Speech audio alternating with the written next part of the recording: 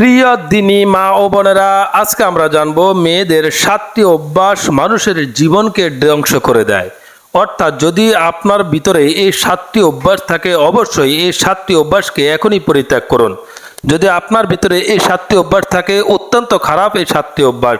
তাই যদি কোনো দিনী মা ও বোনের যদি ভিতরে এই 7টি অভ্যাস থাকে, অবশ্যই নবীজি বলেছেন যে এই 7টি অভ্যাসকে আপনি পরিত্যাগ করুন। যদি এই 7টি অভ্যাসকে আপনি পরিত্যাগ না করেন, তাহলে আপনার জীবনে এই 7টি অভ্যাস ধ্বংস ডেকে আনবেন। তাই এখনই আমার ভিডিওটি শুরু করার পূর্বে অবশ্যই চ্যানেলটিকে সাবস্ক্রাইব করবেন এবং কি দেখতে থাকবেন যে এই 7টি অভ্যাস কোন 7টি অভ্যাস, যে 7টি অভ্যাসের কারণে নবীজি বলেছেন যে আপনার জীবনটাকে ধ্বংস করে দিবেন। তাহলে আসুন শুরু করা যাক। দেখুন, কিছু অপরাধ অভ্যাস মানুষকে ধ্বংস করে দেয়, ডেকে আনে সীমাহীন গুনাহ। অভ্যাসগুলো পার্থিব ও অপার্থিব সব ক্ষেত্রেই পরিত্যাজ্য।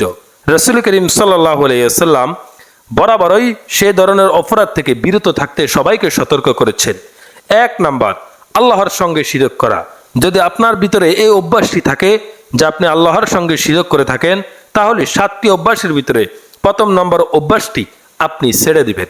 আব্দুল্লাহ ইবনে মাসউদ রাদিয়াল্লাহু তাআলা আনহু থেকে বর্ণিত, যারা ঈমান এনেছে এবং নিজেদেরকে ঈমানকে শিরকের সঙ্গে মিশ্রিত করেনি, আল্লাহর রাসূল সাল্লাল্লাহু আলাইহি ওয়াসাল্লামের সাহাবীগণ বলেন, আমাদের মধ্যে এমন কে আছে যে জুলুম করেনি? তখন আল্লাহ তাআলা এই আয়াত অবতীর্ণ করেন, নিশ্চয় শিরিক হচ্ছে অধিকতর জুলুম। তাই শিরিকের জিনিস যাদের ভিতরে রয়েছে, এই অভ্যাসটি যাদের ভিতরে রয়েছে, অবশ্যই এই অভ্যাসটিকে এখনই আপনারা পরিত্যাগ করুন, কেননা এই অভ্যাসটি ডেকে আনবে আপনার জীবনের ধ্বংস। দ্বিতীয় নম্বর যে অভ্যাসটি, সেটি হচ্ছে জাদুটোনা করা। জাদুটোনা যদি অভ্যাসটি যদি আপনার ভিতরে থাকে, তাহলে জাদুটোনাটি আপনাকে ছেড়ে দিতে হবে। জাদুটোনা ইসলামের দৃষ্টিতে নিষিদ্ধ একটি কাজ, তাই তা শিক্ষা করা বা জাদুঘরকে বিশ্বাস করা হারাম। হাফেজ ইবনে হাজার রাহিমাহুল্লাহ বলেন, পবিত্র কোরআনে ইরশাদ হয়েছে, তোমরা তোমাদের জন্য পরীক্ষা শুরু, সুতরাং তোমরা কুফরি করো না। এই আয়াত দ্বারা প্রমাণিত জাদু নিষিদ্ধ। এরপরে যে অভ্যাসটি আপনারা ছেড়ে দিবেন, যদি কোনো মহিলার ভিতরে 7টি অভ্যাসের ভিতরে 3 নম্বর অভ্যাসটি থাকে, অবশ্যই আপনারা 3 নম্বর অভ্যাসটিকে ছেড়ে দিবেন। অন্যায়ভাবে মানুষ হত্যা করা। অন্যায়ভাবে মানুষ হত্যা করা গোটা মানবতাকে হত্যার নামান্তর, তাও যে পদ্ধতিতে হোক। পবিত্র কোরআনে ইরশাদ হয়েছে, যে ব্যক্তি কোনো প্রাণের বিনিময় অথবা জমিনে বিশৃঙ্খলা করা ব্যতীত কাউকে হত্যা করলো, সে যেন সব মানুষকে হত্যা করলো। এরপরে দিনী মা বোনেরা, যদি আপনাদের 7টি অভ্যাসের ভিতরে 4 নম্বর অভ্যাসটি যদি আপনাদের ভিতরে থাকে, অবশ্যই এই 4 নম্বর অভ্যাসটি আপনারা ছেড়ে দিবেন। সুদের লেনদেন করা। সুদ ইসলাম ধর্মে একটি জঘন্যতম হারাম হিসেবে সাব্যস্ত। মহান আল্লাহ তাআলা পবিত্র কোরআনে বিভিন্ন আয়াতে সুদের ভয়াবহতা সম্পর্কে বান্দাকে সতর্ক করেছেন। এর প্রভাবে দুনিয়ার অশান্তি সৃষ্টি হয়। এ কারণে পবিত্র কোরআনে মহান আল্লাহ তাআলা ইরশাদ করেছেন, হে ঈমানদাররা, আল্লাহকে ভয় করো এবং তোমাদের যে সুদ বাকি আছে তা তোমরা ছেড়ে দাও। নবীজি সাল্লাল্লাহু আলাইহি ওয়াসাল্লাম বলেন, একজন মহিলার 7টি অভ্যাস তাকে তার জীবনকে ধ্বংস করে দেয়। তাহলে যে 7টি অভ্যাসের ভিতরে প্রথম নম্বর অভ্যাসটি হচ্ছে আল্লাহর সঙ্গে কাউকে শিরক করা।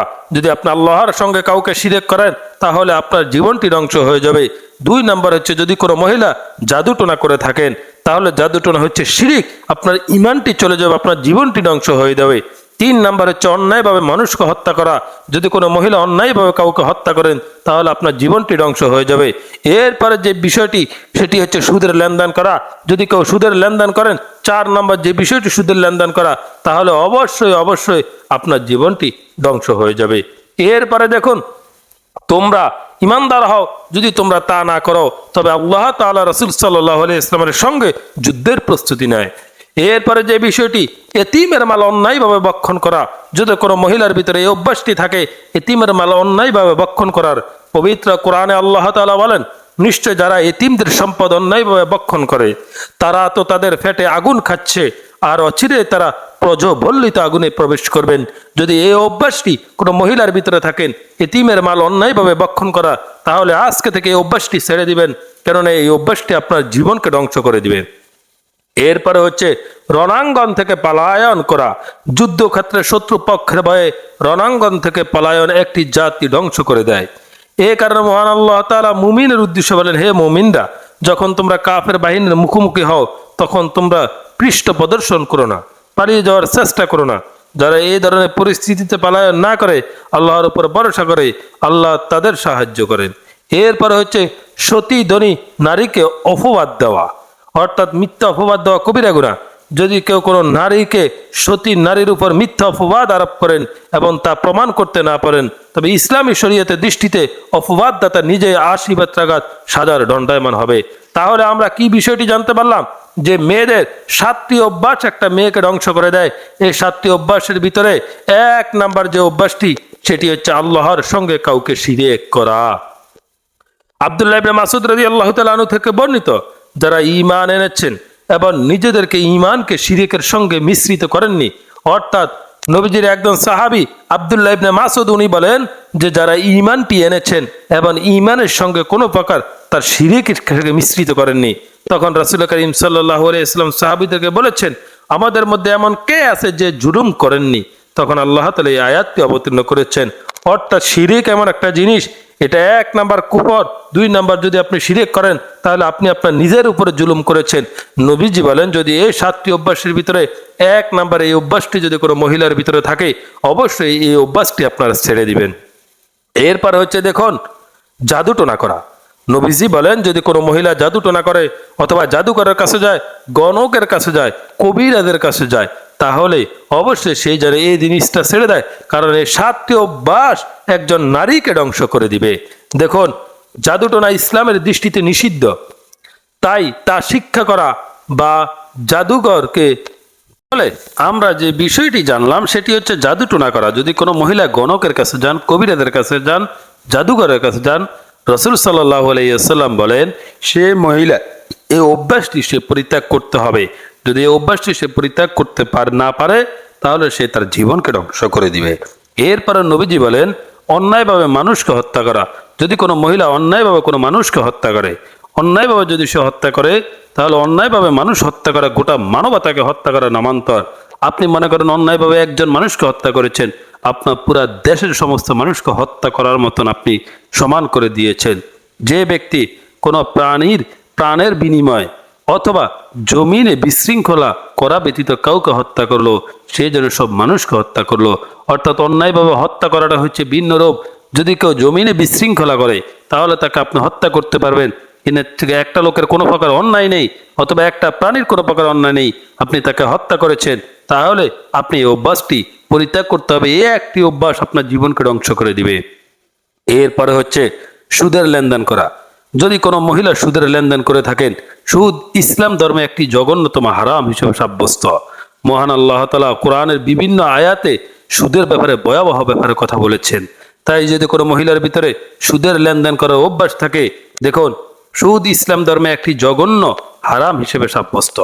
মহান আল্লাহ তাআলা কোরআনের বিভিন্ন আয়াতে সুদের ভয়াবহতা সম্পর্কে বান্দাকে সতর্ক করেছেন। এর প্রভাবে দুনিয়ার অশান্তি সৃষ্টি হয়।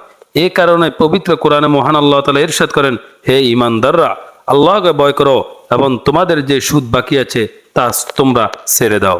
তাই এই অভ্যাসটি যদি কোনো দিনই মহিলার ভিতরে থাকে, অবশ্যই এই অভ্যাসটিকে আমাদের পরিত্যাগ করতে হবে।